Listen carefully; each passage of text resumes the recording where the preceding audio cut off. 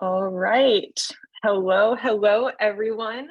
Happy Tuesday. Welcome to another virtual morning report. It's so nice to see so many faces, familiar and unfamiliar. Today, I'm really excited because I get to co-discuss with the one and only Ravi. So we, always ask the audience if anyone has a case that they would like to present. It's always fun to just kind of hear someone who hasn't presented a case before. And so please, if you have a case you'd like to present, please put your name in the chat or unmute. We'd love to discuss it. If not, we may have a backup. And we also always like to ask if it's anyone's first time tuning into VMR. So if it is, just unmute and introduce yourself. We always like to meet new people. But in the meantime, Ravi, how are you? Oh, I'm great, Madeline. I'm just so excited to co-discuss. Just looking back at all the times that we got to co-discuss and learn from all these fantastic cases, and I'm just amazed at how you've progressed over this whole year. Actually, discussing cases is so amazing and able in your ability to dissect these cases. So absolutely stoked to co-discuss with you today. And I just saw in the chat, Joy actually has a case. And Joy, are you able to unmute yourself and introduce yourself as well? Yes, can you all hear me? Yes. We can. Yeah, so I'm Joy, and I'm very interested in the brain, anything brain I'm crazy about. And I did all my my education stuff abroad in the Philippines, where we are originally. And a little bit I haven't said this here, but my family moved here. My mom came here first, like in the late 90s. She's a nurse. So like I actually drove all the way from Texas. So yeah, our family home here in the US is in Texas. I mean, my mom's. And I love the diversity here in the East Coast area in New York. I was here in 2017-ish, and I did some volunteer work with the homeless population here, and I'm doing it again this upcoming so next month, the coldest winter here in New York area, and we round up it was like really fun for me to see the diversity here and how people, I don't know, you hear a lot of bad stuff about New Yorkers and stuff like that, but I also see the good side. So I came here to contribute to the city essentially, to hopefully be in training here in one of the boroughs, so. Amazing. And Joy, do you have a case to present today as well? I do, but amazing. You might not be expecting it. Oh my gosh. No. It's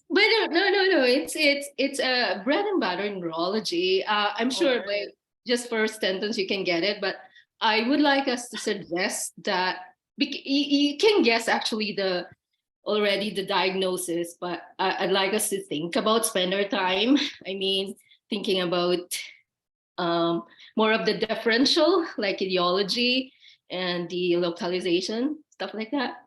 Yeah. Amazing. Yeah. Let's do it.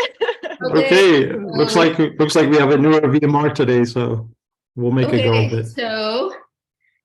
So this is a case of a 55-year-old female who presented with left-sided weakness and difficulty speaking for 10 hours.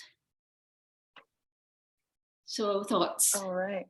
Okay. Or you want me to start with the HBI, tell you more? Why don't we? Yeah, go ahead, Robbie. I think we can start there. That's a great complaint. What do you think, Madalena? Yeah. So 55-year-old woman with left-sided weakness and difficulty speaking for 10 hours. So we kind of have like two different chief concerns here. We have weakness, and then we have difficulty speaking, which I think is often referred to as dysarthria. or maybe slurred speech. So we'll maybe want to explore both of those independently and maybe see if there's kind of a common localization point for both of those. So for weakness, we really want to explore, is this true weakness, or is this just kind of a general feeling of being weak, often referred to as asthenia? And for weakness, you can really kind of take kind of an anatomical approach of, is it a muscle issue? Is it an issue at the neuromuscular junction, at the lower motor neuron, the upper motor neuron, the motor cortex? So eventually we'll have to localize. So that's kind of the weakness piece. And then the difficulty speaking, I think I would want to ask a little bit more questions, what does that really mean? Because to me, difficulty speaking, I'm translating that in my mind to dysarthria, which is like a failure to kind of articulate. And so then you could also, think of the whole pathway that allows one to speak. So is there an issue with like tongue weakness or facial weakness that maybe makes you have difficulty speaking, or even more kind of superior in the cortex that kind of controls, the more downstream muscles. So I think if we just back up we've learned from Aaron that for neurologic chief concerns, we want to think of the localization times the time course. So for time course, 10 hours is acute. So that's something that's going to kind of help us narrow the differential. And we can kind of explore more of the localization piece as we go on, all the way, as I said, from the cortex to upper motor neuron, lower motor neuron, then to the muscles directly. So that's my initial thought. Ravi, what are you thinking? I think you've done a great job with laying down the groundwork for approach to this. I mean, right now, the moment that Joy had mentioned this weakness and dysarthria, immediately system one thinking was stroke, but then my mind couldn't help but think like, oh, wait up a minute, hold on. What if there is something systemic, like you had mentioned so eloquently going through? Could there be other causes outside the CNS system? So right now I'm like thinking, is there a primary CNS disorder? Is this something catastrophic like a stroke? And 10 hours is quite a long period of time. So for somebody who's appearing for 10 hours with such symptoms, they are outside the time frame or window frame for some heroic measures like TPA.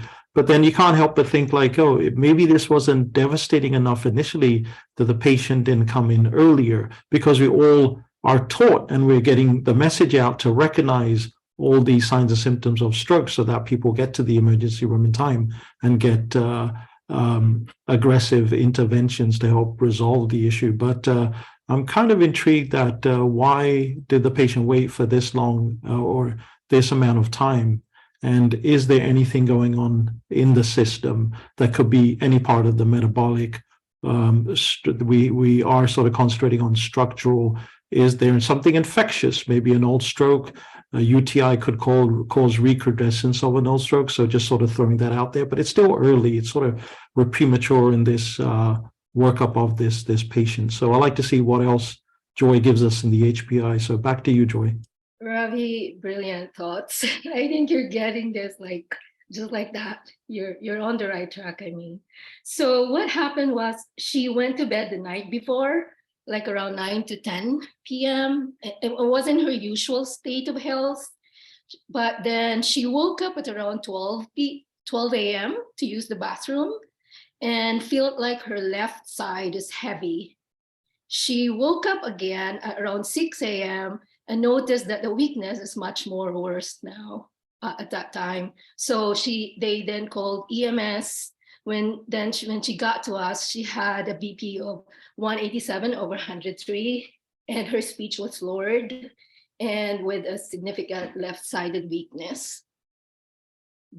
Do you want me to?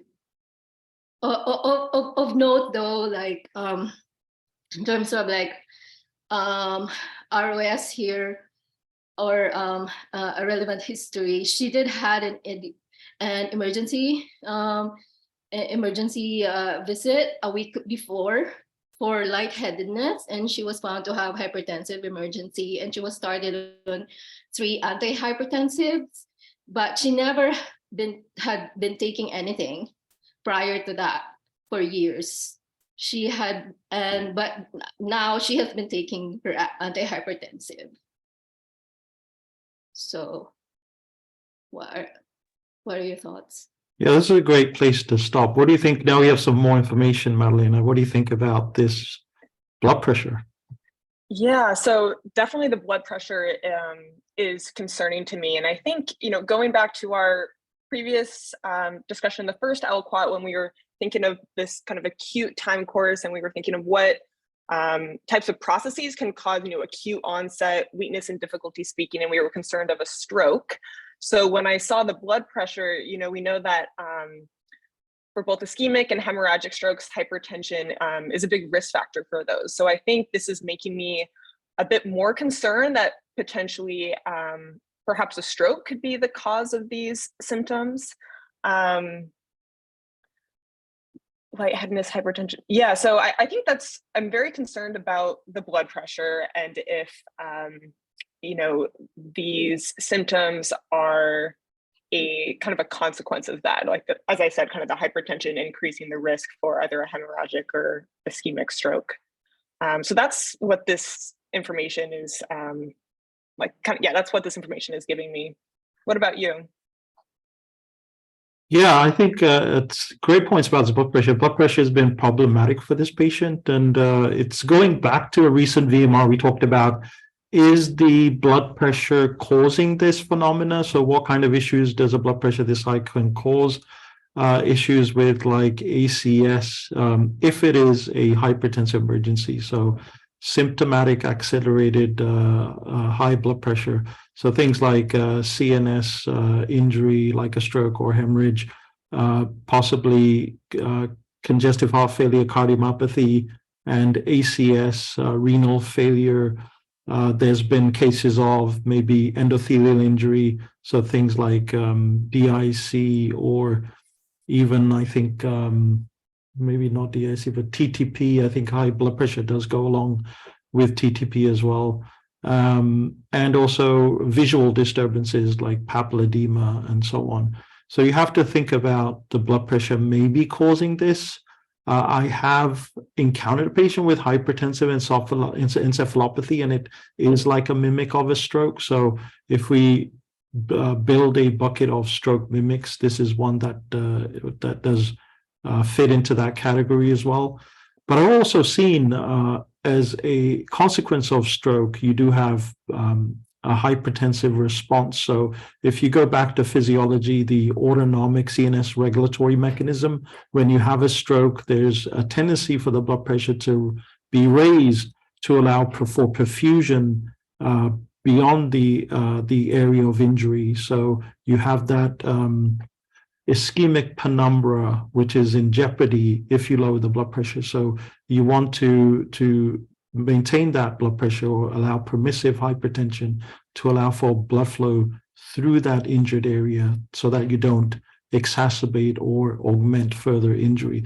So could this be blood pressure secondary to this injury, or is the blood pressure causing this disorder? I don't know at this point, but it looks like she has difficulty trying to manage this blood pressure, and then with the CNS injuries, you have to think of the former, that this could be again a devastating stroke. As far as the DISR3, I think you have to combine it with the weakness, but like Madalena had mentioned, DISR3, it could be a consequence of the neurological component, or it could be a component of the muscles. There's many muscles that are involved in speech and also in deglutition, and any one of them can be impaired by any mechanisms. There's also sometimes you may just have to wander into the domain of systemic disorders. You can have Parkinson's disease, ALS, but I'm not getting any flavor or any sort of indication of a systemic process here.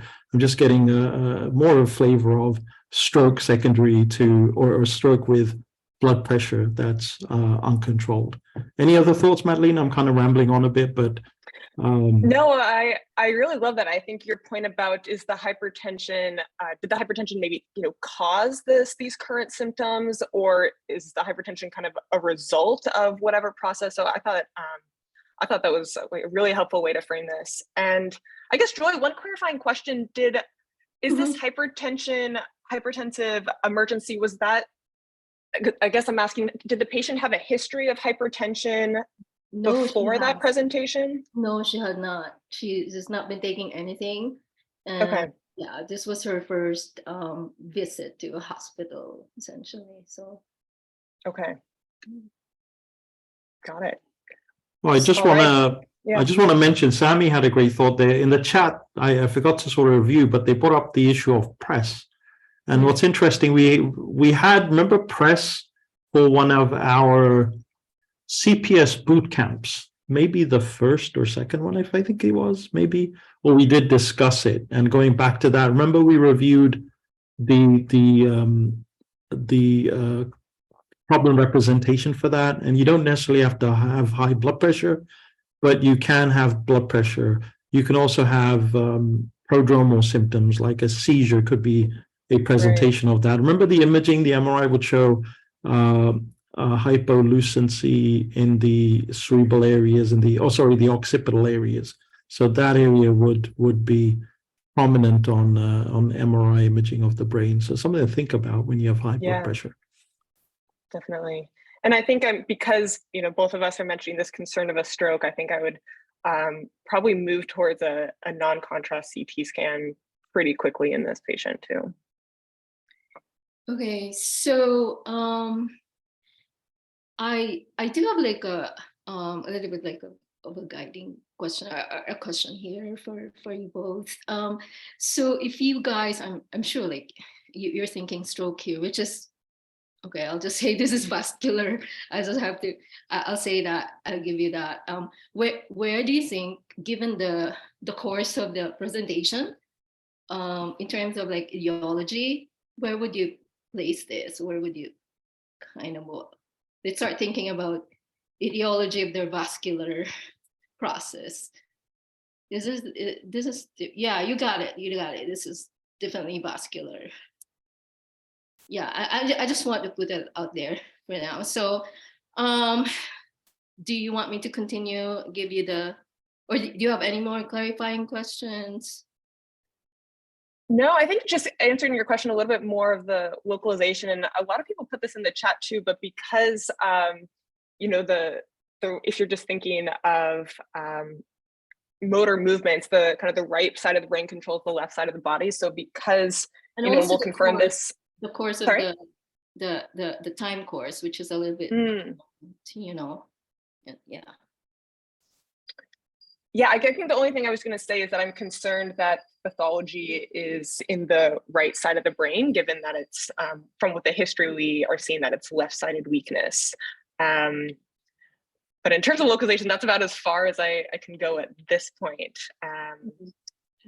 What do you think, Ravi? Any other thoughts on if we can further localize?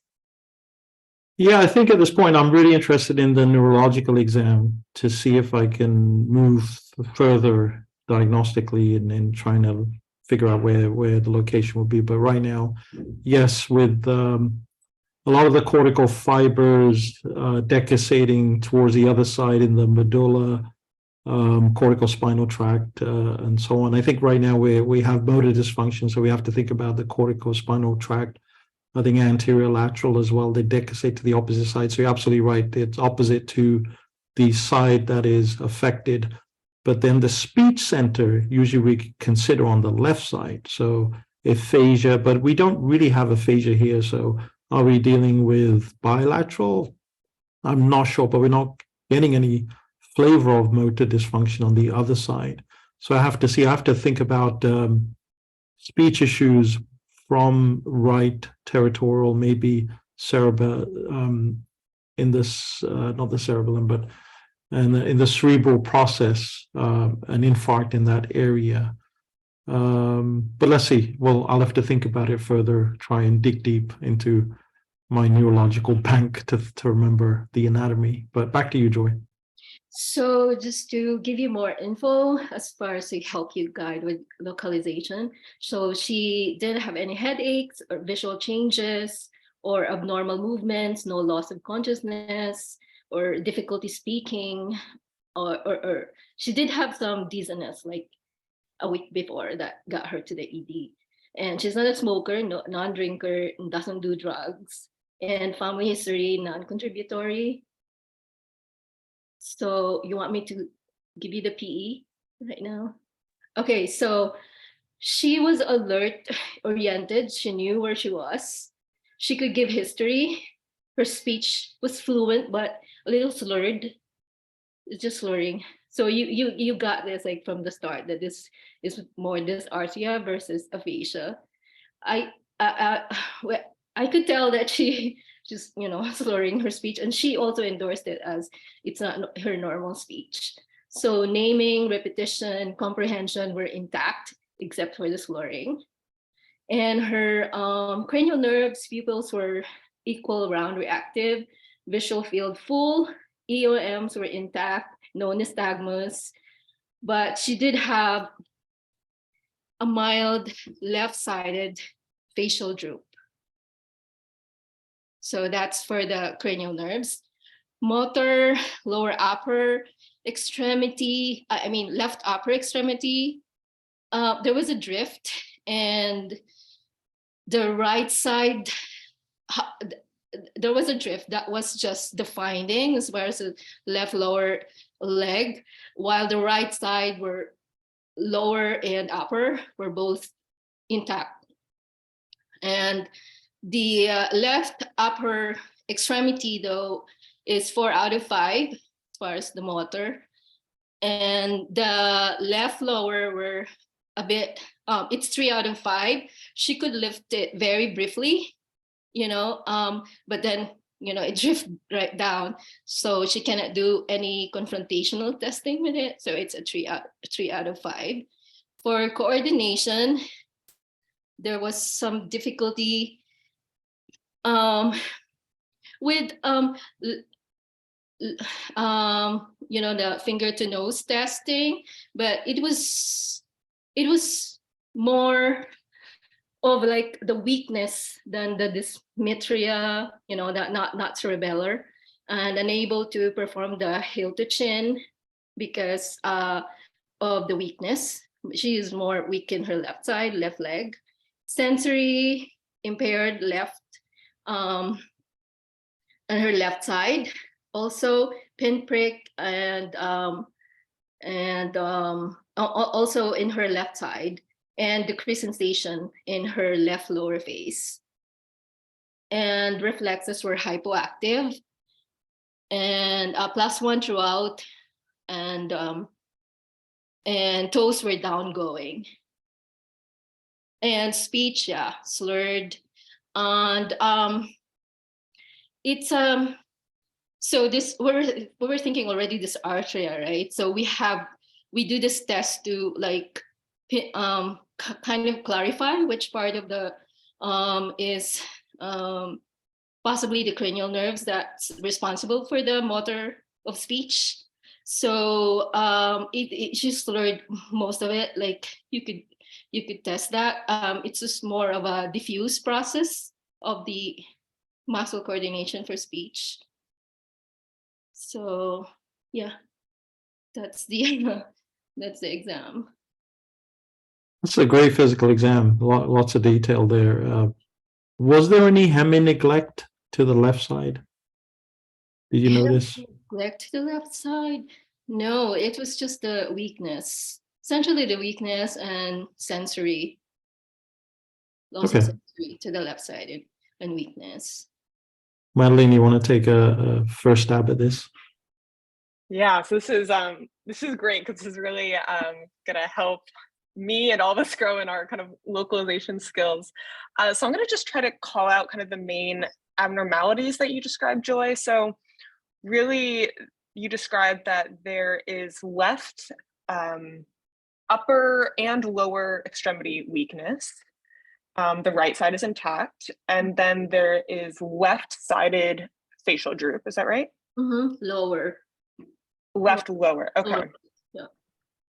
And then impaired sensation on the Also left. impaired sensation, the face. Okay, so we have both impaired sensation and impaired kind of motor control of the left lower part of the face. Yeah, no other cranial nerves findings, no eye findings, nothing. All right. Okay, so Yasmin also mentioned this in the chat, but if I'm remembering the anatomy correctly, so the middle cerebral artery, my understanding is that if the right side is affected, that would cause kind of the left lower extremity weakness and could potentially also explain the facial droop. But yeah, I'm having a hard time localizing this. I have to review my neuroanatomy a little bit more, but Ravi, could you help me out here? How was this exam helping you localize? Oh, you're doing very well, very well. It's great sometimes to be tested, because what happens is we learn this way. So this is a great learning exercise. So I'm usually not I try not to get flustered, and I think I was always intrigued by neuroanatomy, and I probably had my strongest knowledge at the time when I did neuroanatomy, and it was just so interesting. But trying to recall if you go through your neuroanatomy textbook, and like you said, the most common artery to receive embolic phenomena is the MCA. And the MCA territory, I was trying to remember, the cerebral cortex does supply a large portion of the cerebral cortex. And within that cortex, you have motor, definitely most of the motor function. You have sensory, you have also on the left side, you have the speech area as well. But like Joy had mentioned, there's no issue with speech other than the enunciation. So it's a motor deficit. So on the right side, even though a speech center may not be there, it's the motor dysfunction that we're dealing with. So I think you're in the right area. The MCA supplying quite a bit of the cortex. Remember, issues with frontal lobe, you may have issues with personality and other changes. If you go to the back occipital lobe, maybe visual disturbances, but majority of the motor dysfunction, sensory perception will be within the domain of that MCA area, just above the temporal lobe, if I'm trying to remember. But Joy, being a future neurologist, will at least educate if we're close to that. And I think with one thing I do remember, the reason why I asked about hemi-neglect, because on the right side, you tend to get left-sided hemi-neglect with that right cerebral cortex dysfunction. So that was something that I was interested in. But I'll pass the mic back to Joy to see if there's any imaging. I think imaging is key here. And the non-contrast CT definitely is always something to consider before you get the MRI. So as you can expect, she came in as a stroke code. So she went straight to the scanner, CTA, head and neck, with contrast and perfusion study. So what was found there was no significant stenosis or dissection or pseudoaneurysm, but there was scattered atherosclerosis throughout anterior and posterior circulation without any significant stenosis. So on review, like on this CTA, so it was noted that elucidated further that there was posterior circulation, docolotatic, basilar artery, and atherosclerotic plaque in the basilar artery. Yeah, and the CTA perfusion, no core infarct, and penumbra was 0. Given her very large syndrome, the presentation, this was quite puzzling. So, any thoughts at this point, Ravi and Madalena? Holy cow, we were banking on a stroke, but what stands out to you, Madeline? I may have a thought, but I'll let you comment on the CTA. with this presentation. Yeah, I was definitely not expecting this, so it's fascinating. So really what's standing out to, we were expecting potentially pathology in the MCA, which is not something we're seeing here. We were also thinking that, we were really thinking that this could be a stroke, and it doesn't seem like there's clear signs of that. What we do see here is atherosclerosis of the basilar artery. And I'm wondering if, to me, that doesn't seem like it could explain her current symptoms. Unless that's a gap in my knowledge. So I am not entirely sure here. I don't exactly know what to make of this. I think was expecting something different. I am not entirely sure. I'm just surprised that I didn't think that just the atherosclerosis of the basilar artery would explain those symptoms. So I'm not really sure what to make of it. Yeah, just I have a question for Joy. Any of these symptoms improve, or they were permanent? The left-sided weakness.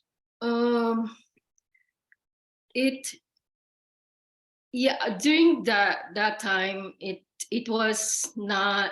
It was still there. It was there. This is vascular. This is stroke. So I give you that. Yeah. Okay, interesting. Well, also what's interesting is we don't have Babinski's were downgoing. Yeah. Which is interesting. Maybe she's had enough hours for this to manifest. I'm not understanding why she's not having a positive Babinski with this. So there's something at play here. I'm not quite sure, but with this much vascular issues going on with this patient, with a low blood flow state to many different territories, could that mimic a stroke? I'm not quite sure, but I'm kind of intrigued. Yeah, Hans also mentions embolus, but again, we don't see any signs of injury on the CT with contrast. But then again, within a few hours, I think you have to get an MRI, because a CT, you won't see a stroke show up on a CT immediately. Yeah, we're seeing diagnosis with the MRI. Yeah, so the CT is showing a lot of stenosis and vascular disease. So the potential for a stroke definitely is there, whether it be atherosclerotic embolus or just a low blood flow state. And then I definitely would follow up with an MRI with this patient, because the CTA won't manifest with the changes that you usually see with a stroke. So it does take at least 24 hours for an MRI to show up. If it's been 2 to 3 days, a CTA or CT may be able to show those dynamic changes that you get with a stroke. Does that help, Joy? Yeah. Okay, so so with the MRI, without contrast, it showed large right pontine with a larger territory in the caudal aspect, extended upwards. There was it was understood that that was seen. There was a large right pontine small vessel disease. It was understood as secondary to her hypertensive, uncontrolled hypertension. It was understood to be a small vessel disease, and it was it showed, the MRI showed the lesion was at the right pontine, right pons area, the larger territory within the caudal aspect of the pons. And she was started on aspirin, atorvastatin, and she also was started with metformin. She was found out to have diabetes also. And later she did her left facial droop, did improve. Yeah, a little bit. So I guess what I shared this because this was like a great learning as far as localization and anatomy. So one thing to Ravi made a great point at the start of like the time course. You know, this has been 10 hours, but like was obviously a stroke, so stroke code, and you have to think of like when you think of stroke, like where could this be? Small vessel, large vessel. So given the stuttering course of her presentation, you know, I mean, she's not the, you know, versus this was obviously a small vessel stroke, hypertensive. Of her uncontrolled hypertension.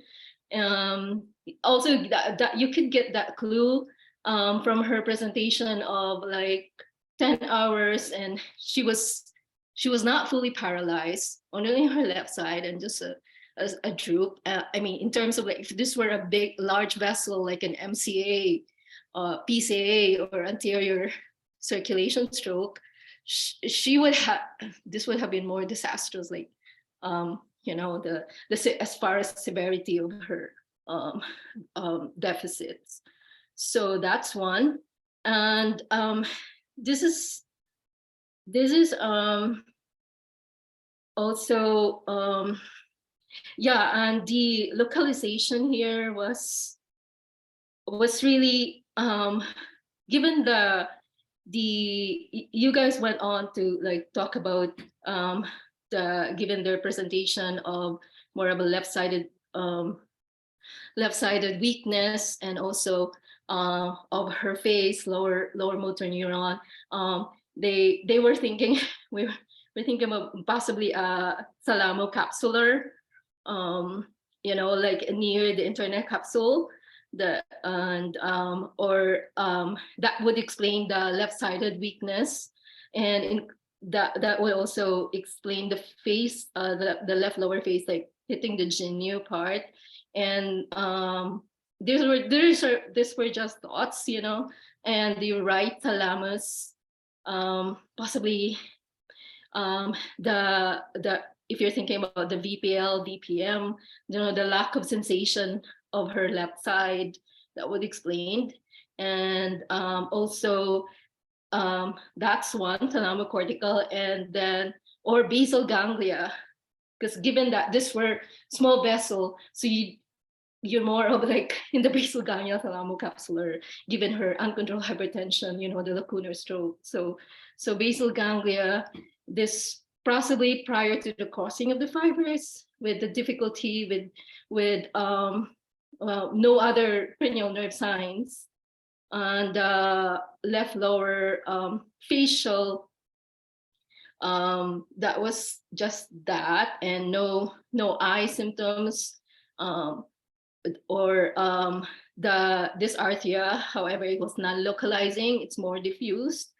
So, and the mild weakness, no cortical signs, meaning no aphasia, no other cortical signs that you would think of for large vessel stroke like MCA. So what's very important here, I think Dr. Berkowitz already shared this, but one thing I'd like to like end this with is the rules of 4 for like, if you think about, you know, small vessel stroke like this one, you would definitely think of basal ganglia to put you where could it be to localize. So there is such a thing, a rules of 4 for basal ganglia anatomy. So so there are basically we have 4 cranial nerves in each level of the basal ganglia. In the midbrain, you have the first to fourth cranial nerves, but then also think about the first cranial nerve and second is above. Actually, they're above the basal ganglia, and the 5, 6, 7, 8 is in the pons, and the rest of it is in the medulla. So that's first. You have 4 cranial nerves in each level of the basal ganglia. It's a heuristic explanation, but it does its job. So the second is there are 4 pathways that in the medial, that crosses medially along the basal ganglia. Your MLF, that gets knocked down. You have the INO with MS, and the motor fibers of cranial nerve 5, and the medial lemniscus, for vibratory, no, medial lemniscus. Okay, I'm back. You have to check on this. Medial lemniscus, I'm sure, and the MLF, medial lemniscus, and the motor fibers of cranial nerve 5. I forgot the other one. Sorry. But the third is there are also crossing laterally on the basal, on the brainstem is, they all start with S, your sympathetic fibers. They don't start with L, but start with S, sympathetic fibers, sensory fiber of cranial nerve 5, and your I think I wrote it here.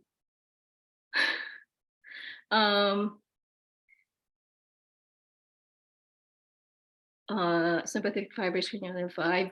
Your spinous cerebellar.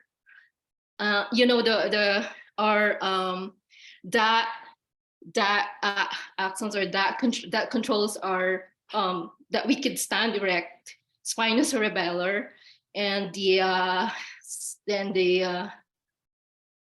was the other one, spinal, that controls our, there was another one. I'm so sorry. No, don't worry. You don't have to remember all of this. And then, Spinal thalamic. And then the last 4 is that there are, in the more medial, there are 4 nuclei along the medial midbrain that are divisible by 12.